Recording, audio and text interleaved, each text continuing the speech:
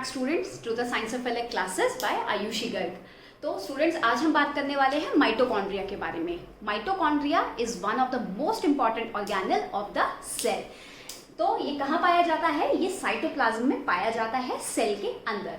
तो बेटा अगर हम देखें माइटोकॉन्ड्रिया को हम कहते हैं power house of the cell. इसको पावर हाउस क्यों बोलते हैं? क्योंकि it liberates energy, it generates energy to perform the various life activities and this is performed by the cell. जो भी हमारा सेल एक्टिविटीज परफॉर्म करता है उसके लिए उसको एनर्जी की जरूरत पड़ती है। जो भी मेटाबॉलिज्म सेल के अंदर हो रहा होता है या ड्यूरिंग द सेल्यूलर रेस्पिरेशन, तो उस वक्त जो उसको एनर्जी की जरूरत पड़ती है तो वो एनर्जी उसको कहाँ से मिलती है? दैट इज वो उसको मिलती है माइटोकॉन्ड्रिया से, क्योंकि माइटोकॉन्ड्रिया हेल्प करता है एनर्जी के जनरेशन में।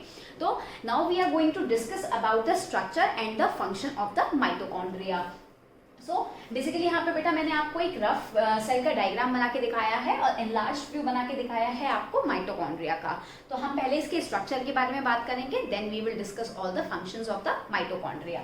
सो अगर हम इसका स्ट्रक्चर के बारे में बात करें बेटा, तो इसका स्ट्रक्चर कैसा होता है? दैट इज ये रॉड या फिर सिलेंड्रिकल शेप होता है। इट इज रॉड और cylindrical shape organelle and basically it has to membranes, that is it is ये मेम्ब्रेनस स्ट्रक्चर होता है और उसकी दो मेम्ब्रेन होती हैं। सो it is membranes, having two membranes, that is the inner one and the outer one. तो बेटा अगर इनर वन और आउटर वन के बारे में देखें, हम पहले आउटर के बारे में बात करेंगे। जो आउटर मेम्ब्रेन होती है उसकी वो होती है पोरस, दैट इज उसमें कुछ पोर्स प्रेजेंट होते हैं, ये होती है बेटा पोरस। और इनर वाली अगर हम इसकी बात करें मेम्ब्रेन के बारे में, तो वो बहुत ज्यादा डीपली फोल्डेड होती है। It is deeply folded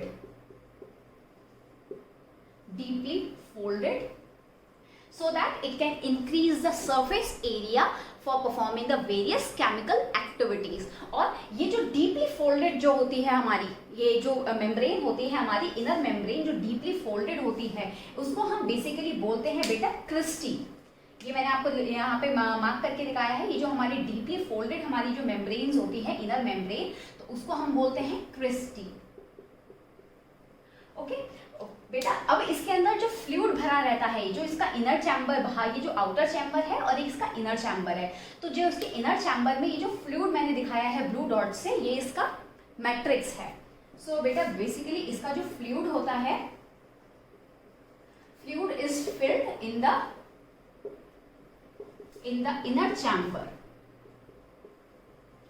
inner chamber, known as matrix. It is known as the matrix. अब बेटा यहाँ पे अगर हम देखें तो यहाँ पे इसमें माइटोकॉन्ड्रिया के अंदर उसके खुद का एक डीएनए भी प्रेजेंट होता है। दैट इज, अब इसका खुद का डीएनए, ये बहुत इंपॉर्टेंट पॉइंट होता है। That is to be remembered that mitochondria has its own DNA and it has also some ribosomes present in the matrix. That is, you should write this point that mitochondria has its own DNA and has some proteins present in the matrix.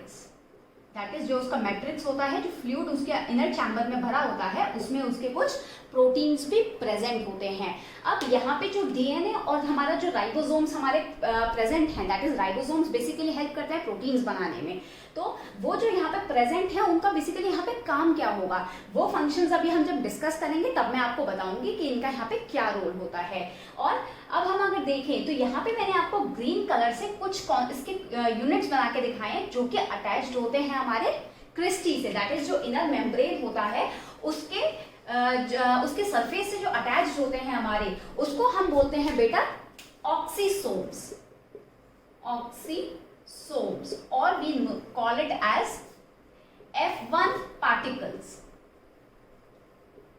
ये basically बेटा किस काम आते हैं, ये हमारे जो oxysomes होते हैं और जो हमारे F1 पार्टिकल्स जिसको हम बोलते हैं, ये हमारे काम आते हैं ड्यूरिंग द ऑक्सीडेशन। ऑक्सीडेशन क्या होता है ये मैं आपको अभी फंक्शंस के टाइम पे बताऊंगी, लेकिन this was all about the structure of the mitochondria, और we can also call it as the mitochondria, क्योंकि ये बहुत इंपॉर्टेंट रोल प्ले करता है हमारे सेल के अंदर। So we can it also it as the mitochondria. Okay, so तो बेसिकली यहाँ जो बेटा हमने स्ट्रक्चर अभी डिस्कस किया था, तो उसमें हमारे मैंने आपको बताया क्रिस्टी क्या होता है, जो डीपली फोल्डेड स्किन जो हमारी इनर मेम्ब्रेन होती है उसमें जो उसके फोल्डिंग्स होती हैं उसको हम क्रिस्टी बोलते हैं, और ये बेसिकली क्या करती हैं, सरफेस एरिया बढ़ाती हैं, जहाँ पे क्या होती है हमारी केमिकल एक्टिविटीज होती हैं। इनर मेम्ब्रेन मैंने आपको बताया जिसको हम फोल्डिंग्स को क्रिस्टी कहते हैं, इनर मेम्ब्रेन ही डीपली फोल्डेड होती है। आउटर मेम्ब्रेन जो होती है, ये जो आउटर चैम्बर के बाहर जो आउटर कवरिंग है उसको हम बोलते हैं आउटर मेम्ब्रेन, और ये पोरस होती है। और मैट्रिक्स जो होता है ये अंदर जो इनर चैम्बर के अंदर जो हमारी क्रिस्टी होती है उनके बीच में जो भी फ्लूइड भरा रहता है उसको हम यहाँ पे मैट्रिक्स बोलते हैं।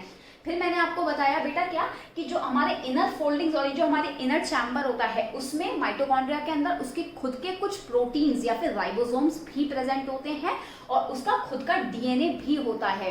अब मैं आपको बताती हूँ बेटा डीएनए से, यहाँ इसका खुद का डीएनए अगर होगा तो इस पे क्या फर्क पड़ता है, दैट इज अगर हम देखें हैविंग इट्स ओन डीएनए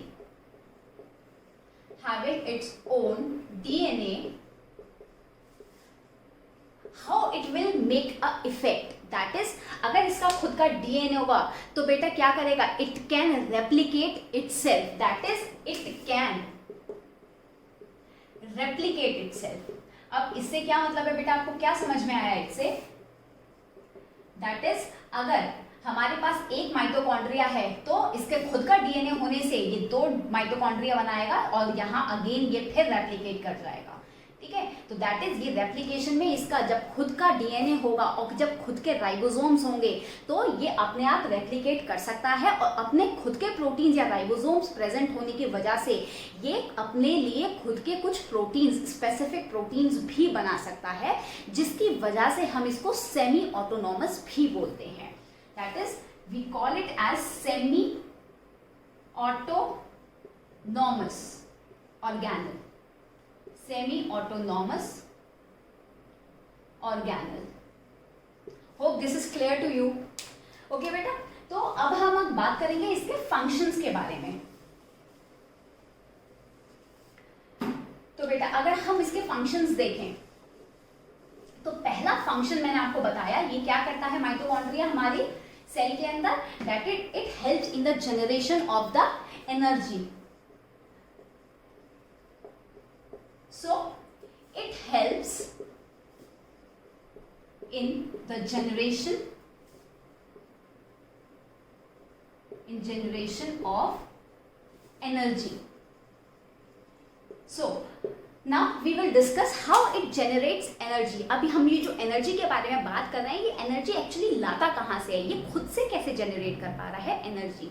तो बेटा अगर हम देखें, ये बेसिकली जो एनर्जी जनरेट करता है वो करता है बाय ऑक्सीडाइजिंग द कार्बोहाइड्रेट्स और the fats we eat. Actually इसके अंदर क्या होता है, मैं आपको पहले बता देती हूँ, it is the site of cellular respiration,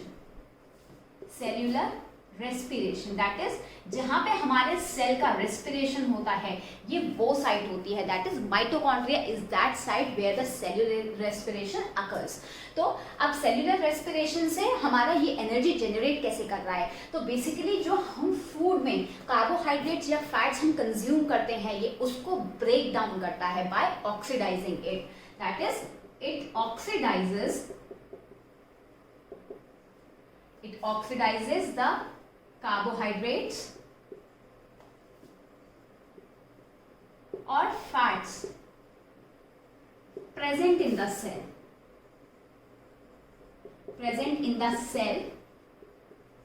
और ये कैसे ऑक्सीडाइज करता है, by taking the oxygen from the environment of the cell. जो हमारे डिफ्यूजन के थ्रू ऑस्मोसिस, जो हमने बताया था मैंने आपको, डिफ्यूजन के थ्रू जो भी गैसेस एक्सचेंज करती हैं या फिर जो हम ब्रीथ करते हैं, जब हमारे तो ऑक्सीजन हम अंदर लेते हैं तो वो हमारे सारे सेल्स तक पहुंचती है। तो वहां से ही अपने सेल के एनवायरमेंट से जो ऑक्सीजन ये गेन करता है तो उससे ही ये क्या करता है, कार्बोहाइड्रेट्स को और फैट्स को ऑक्सीडाइज करता है बाय टेकिंग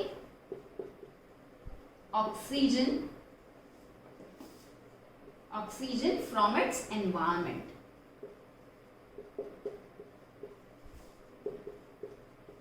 तो बेटा इसने एनर्जी कैसे जनरेट की, बाय ऑक्सीडाइजिंग द कार्बोहाइड्रेट्स और द फैट्स। अब इसने जब ये इसको जो हमारे कार्बोहाइड्रेट्स और जो हमारे फैट्स थे उसको जब इसने ऑक्सीडाइज किया, तो ऑक्सीडाइज करने के बाद इसने जो एनर्जी जनरेट की वो एनर्जी जनरेट करता है, it generates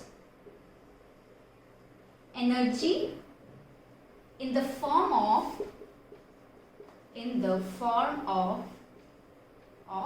ATP. Now I will tell you what is the ATP. ये बेटा बेसिकली ATP क्या होता है, इसको हम कहते हैं energy currency of the cell, और we can also call it as the energy fuel. ठीक है, जैसे कि हम अगर कॉमनली मैं आपको अगर एक एग्जांपल लेके बताऊं तो बेटा जैसे कि गाड़ी होती है, उसको पेट्रोल चाहिए होता है, डीजल चाहिए होता है रन करने के लिए, और या फिर हमें खाना चाहिए होता है अपनी बॉडी को रन करने के लिए। तो सेम एज वेल जो एनर्जी कंज्यूम होती है सेल से अपनी वेरियस एक्टिविटीज परफॉर्म करने के लिए, तो वो जो एनर्जी को कंज्यूम करता है वो करता है in the form of ATP. So ATP is known as the energy currency of the cell, energy currency of the cell. तो बेटा आई होप कि आपको ये समझ में आया हो कि ये एनर्जी कैसे जनरेट करता है। अब एनर्जी उसने जो एटीपी की फॉर्म में बनाई है, जो उसने जनरेट की है, वो सेल कैसे खर्च करेगा, एटीपी के फॉर्म में वो खर्च करेगा। अब बेटा यहाँ पे मैं आपको बता देती हूँ, दैट इज अभी जो एटीपी उसने बनाई है, अब ये जब हमारे मेटाबॉलिज्म हमारे सेल के अंदर हो रहा होगा या फिर कोई भी केमिकल रिएक्शंस, जब मेटाबॉलिज्म किसी भी तरीके का, या तो टूट रहे होंगी चीजें, छोटी छोटी चीजें जो होती है वो मिलके बड़ी चीजें बनाती हैं, बायोमॉलिक्यूल्स होते हैं हमारी बॉडी में, तो जो छोटे छोटे मॉलिक्यूल्स होते हैं वो बड़े बिगर मॉलिक्यूल्स बनाते हैं, या फिर बड़े मॉलिक्यूल्स टूटते हैं वो छोटे मॉलिक्यूल्स के बनाते हैं। तो ये सारी जो केमिकल एक्टिविटीज हमारे सेल के अंदर हो रही होती हैं, तो उसके लिए जो एनर्जी कंज्यूम करता है सेल, वो किस फॉर्म में लेता है, वो एटीपी की फॉर्म में। और एटीपी हमारा बेटा क्या होता है, एनर्जी करेंसी, तो मैंने आपको बताया था, but ATP is an organic compound होता है हमारा, ऑर्गेनिक कंपाउंड। इसकी फुल फॉर्म होती है बेटा adenosine triphosphate, it is adenosine triphosphate. तो अब ये जो एनर्जी इसने कैसे जनरेट की थी ये मैंने आपको अभी बताया। जो भी कार्बोहाइड्रेट्स और फैट्स हम अपनी बॉडी में कंज्यूम करते हैं थ्रू अवर फूड, तो वो बेटा क्या करता है, हमारा माइटोकॉन्ड्रिया ऑक्सीजन की प्रेजेंस में, क्योंकि मैंने आपको बताया था ये होती है साइट हमारी सेल्यूलर रेस्पिरेशन की, तो उसने जो ऑक्सीजन कहाँ से लिया, अपने सेल के एनवायरनमेंट से उसने ऑक्सीजन गेन की, और उसके बाद उसने कार्बोहाइड्रेट्स और फैट्स को ऑक्सीडाइज किया, एंड देन इट रिलीज्ड और इट जनरेटेड द एनर्जी। और वो एनर्जी किस फॉर्म में थी, दैट इज एटीपी की फॉर्म में थी। और वही एटीपी जो करेंसी होती है या फिर फॉर्म जो हमारा फ्यूल होता है हमारे सेल का, वो उस फॉर्म में उसको कंज्यूम करता है, एंड देन वो अपनी वेरियस एक्टिविटीज परफॉर्म करता है, और उसी तरीके से हमारी फंक्शनिंग ऑफ द सेल जो होती है वो चलती है। और बेटा मैंने आपको बताया इसके खुद का डीएनए होने की वजह से जो मेन हमारा फर्क पड़ता है वो क्या होता है, that it can replicate itself, that is क्योंकि माइटोकॉन्ड्रिया जो होता है हमारे सेल में, वो it can be from 1 to the various or the numerous numbers of mitochondria can be present in the single cell. It depends on the size of the cell and the function it is performing. That is क्योंकि बहुत सारी chemical activities जो हो रही होती है हमारे cell के अंदर, उसके लिए बहुत कम एनर्जी भी चाहिए होती है या फिर बहुत ज्यादा एनर्जी भी चाहिए होती है, तो that depends, totally depends on that. तो अब ये जो माइटोकॉन्ड्रिया होगा, अभी अगर वो कंज्यूम करते करते या फिर कुछ भी होता है तो क्या होता है, अगर खुद का डीएनए होगा तो ये उसको रेप्लिकेट करता है अपने आप को, और खुद का राइबोसोम्स होने की वजह से ये खुद के अपने प्रोटीन्स बनाता है, और वो फिर उन प्रोटीन्स से अपने प्रोटीन्स खुद के बना के एंड दैट वो अपने केमिकल रिएक्शंस जो होते हैं उसमें वो स्पेसिफिकली यूज करता है। तो बेटा इसी वजह से खुद के राइबोसोम्स होने की वजह से इसको हम कहते हैं semi autonomous organelle of the cell. तो बेटा अभी मैं रिकैप में आपको बता देती हूँ all about the mitochondria. That is ये हमारा एक रॉड शेप्ड सिलेंड्रिकल ऑर्गेनल होता है जो कि सेल के साइटोप्लाज्म में प्रेजेंट होता है, और इसकी दो मेम्ब्रेन्स होती हैं, one is the outer membrane and other is the inner membrane. Outer membrane जो होती है वो पोरस होती है, और इनर मेम्ब्रेन जो होती है वो डीपली फोल्डेड होती है, so that it can increase the surface area for the chemical reactions of the cell. तो बेटा अब ये मैंने आपको बताया था, और जो हमारी इनर मेम्ब्रेन होती है उसके अंदर एक फ्लूइड भरा होता है, that is we call it as the matrix, and उसी के अंदर हमारी जितनी भी केमिकल एक्टिविटीज होती हैं वो सारी हो रही होती हैं, and it has its own DNA segment, that is वो उसको खुद से रेप्लिकेट करने में हेल्प करता है, एंड उस पर कुछ जो हमारी क्रिस्टी होती है, क्रिस्टी के ऊपर खुद के कुछ F1 पार्टिकल्स और कुछ हम कह सकते हैं यूनिट्स प्रेजेंट होती हैं, अटैच्ड होती हैं, जिनको हम ऑक्सीसोम्स भी बोलते हैं, और वो हेल्प करती हैं during the oxidation of the carbohydrates and the fats और लिपिड्स। और राइबोसोम्स की प्रेजेंस की वजह से ये खुद से अपना क्या करता है, प्रोटीन्स भी सिंथेसाइज कर सकता है। एंड द फंक्शन की अगर हम बात करें तो बेटा मेजर इसका फंक्शन होता है that it helps in the production of the energy, और वही एनर्जी हमारा सेल लेता है to perform the various life activities. So it is one of the most important organelle of the cell. So बच्चों अगर आपको इसका पूरा माइटोकॉन्ड्रिया का अगर स्ट्रक्चर और फंक्शन अगर आपको समझ में आया हो, या फिर कोई भी डाउट हो, तो प्लीज आप कमेंट सेक्शन में मुझे लिखकर बताएं, या फिर अगर आपको कोई भी डाउट हो तो प्लीज आप मुझे लिखकर बताएं, और अगर आपको ये वीडियो समझ में आया तो please like, share and subscribe. Thank you.